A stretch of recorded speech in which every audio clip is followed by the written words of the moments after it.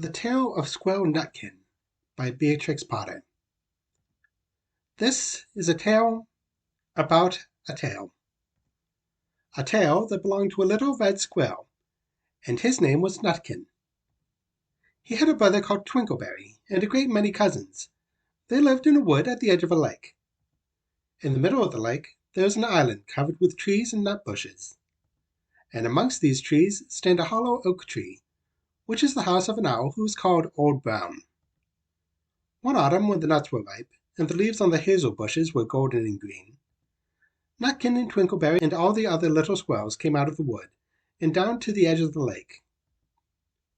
They made little rafts out of twigs, and they paddled away over the water to Owl Island to gather nuts.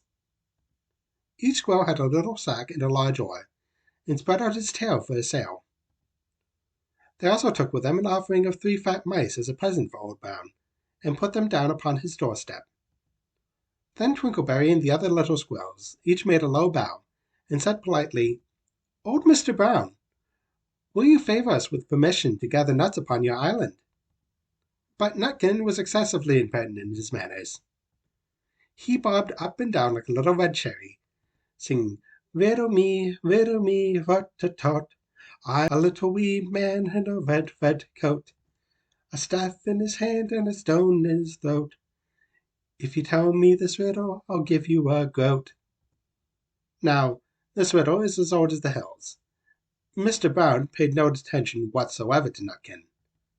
He shut his eyes obstinately and went to sleep. The squirrels filled their little sacks with nuts, and sailed away home in the evening.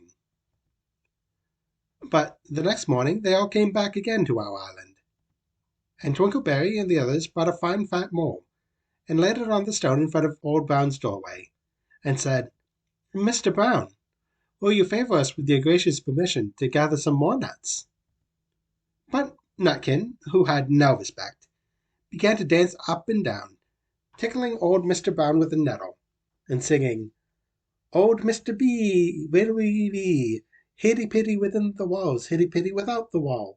If you touch the hitty-pitty, hitty-pitty will bite you." Mr. Brown woke up suddenly and carried the mole into his house.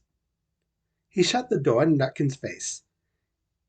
Presently a little thread of blue smoke from a wood fire came up from the top of the tree, and Nutkin peeked through the keyhole and sang, "A house full, a hole full, and you cannot gather a bowl full." The squirrels searched for nuts all over the island and filled their little sacks. But Nutkin gathered oak apples, yellow and scarlet, and sat upon a beech stump playing marbles, and watched the door of old Mr. Brown. On the third day, the squirrels got up very early and went fishing. They caught 7 fat minnows as a present for Old Brown. They paddled over the lake and landed under a crooked chestnut tree on our island.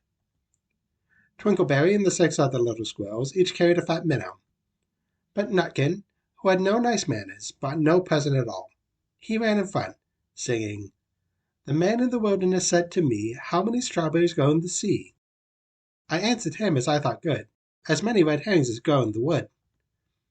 But old Mr. Brown took no interest in riddles, not even when the answer was provided for him. On the 4th day, the squirrels brought a present of 6 fat beetles, which were as good as plums and plum pudding for Old Brown. Each beetle was wrapped up carefully in a dock leaf, fastened with a pine needle pin. But Nutkin sang rudely as ever, "Old Mr. B, riddle me ree, flower of England, fruit of Spain, met together in a shower of rain. Put in a bag tied round with strings. If you tell me this riddle, I'll give you a ring." Which was ridiculous of Nutkin, because he had not got any ring to give to Old Brown. The other squirrels hunted up and down the nut bushes, but Nutkin gathered robin's pincushions off of a briar bush, and struck them full of pine needle pins. On the 5th day, the squirrels brought a present of wild honey. It was so sweet and sticky that they licked their fingers as they put it down upon the stone. They had stolen it out of a bumblebee's nest on the tippy top of the hill. But Nutkin skipped up and down, singing, "Hum-a-buzz-buzz, hum-a-bummers. As I went over Trip-or-Tuck, I met a flock of bonny swine, some yellow-necked, some yellow-black. They were the very bonniest swine that went o'er the Trip-or-Tyne." Old Mr. Brown turned up his eyes in disgust at the impertinence of Nutkin. But he ate up the honey. The squirrels filled their little sacks with nuts. But Nutkin sat upon a big flat rock and played ninepin with crab apples and green fir cones. On the 6th day, which was a Saturday, the squirrels came again for the last time. They brought a new-laid egg in a little rush basket as a last parting present for Old Brown. But Nutkin ran in front laughing and shouting, "Humpty Dumpty lies in the back with a white counterpane round his neck. 40 doctors and 40 wights cannot put Humpty Dumpty to rights." Now old Mr. Brown took an interest in eggs. He opened one eye and shut it again, but still he did not speak.